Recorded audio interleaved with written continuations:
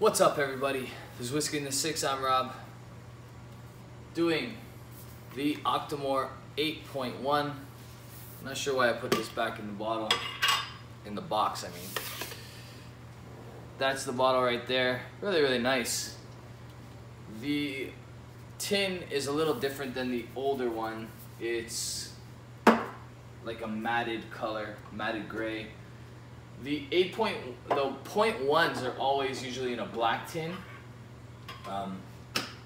The 0.3s are always in a white tin. For whatever reason, this one is now in a matted gray tin. Either way, the bottle's still the same other than the top part.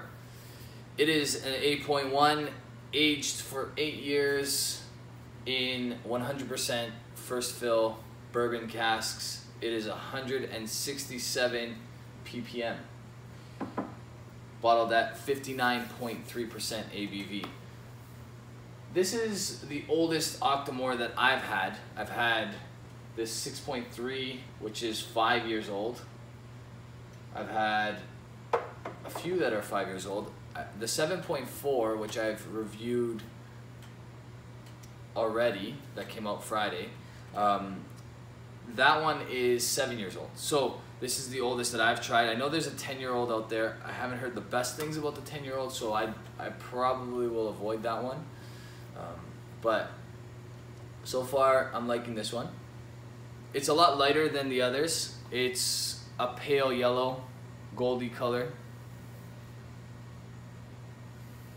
And I don't feel like it's as peated. It doesn't come off as peated as the others either.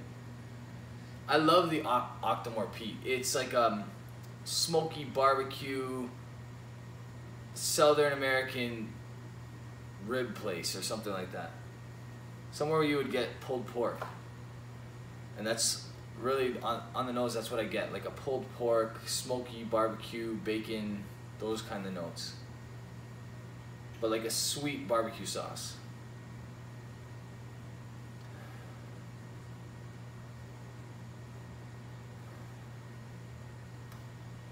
My wife made a maple syrup rack of ribs the other day. The barbecue sauce was made with maple syrup, and that's very similar to what I'm getting here on the nose. Gonna taste it neat, even though it's 59.3%, and then I'm gonna add a touch of water because this one doesn't need much.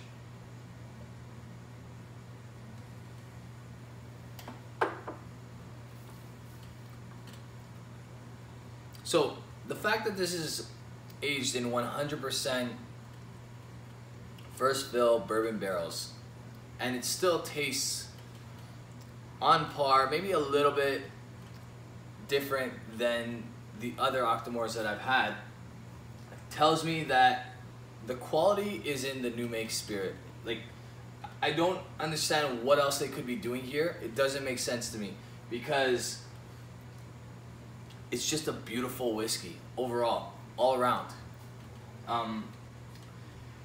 This one measures in a little bit lower than the others in my opinion. I think it has something to do with the age, not necessarily to do with the fact that it's 100% bourbon aged, because the 6.1, which I tried and loved, was 100% bourbon aged, as well as the 7.1. So all the 0.1s are bourbon aged. But it's beautiful.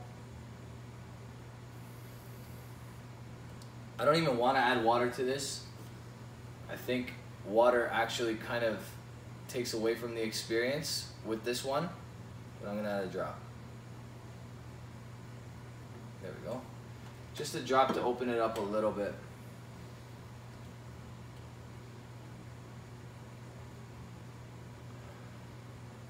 So, get a little bit more of like a farm, like a smell, like a big wheel of straw, like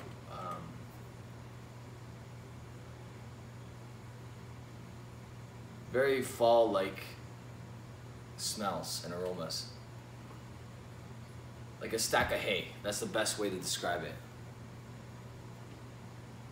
but then a distant smell of that barbecue type smoke. Something very sweet in there.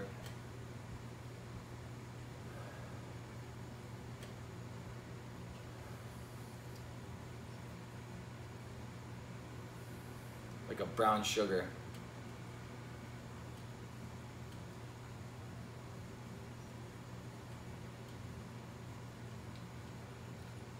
Super creamy.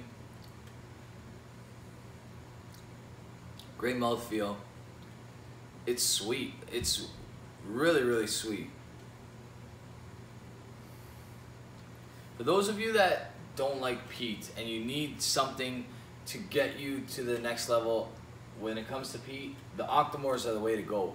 Although they're heavily peated, it's not the kind of peat that turns most people off when they're first introduced to peat. It's not that rubbery, medicinal type note. It's like literally charcoal barbecue type peat. I'm not sure how they do it. I'm not sure what the difference is. If there's a different style of infusing, I'm not sure. I have no idea, but I do know that I prefer this style of peat than the rubbery notes. And I don't think I've met an Octomore I don't like. I didn't think I was going to give this one an A+, but I find it really hard not to.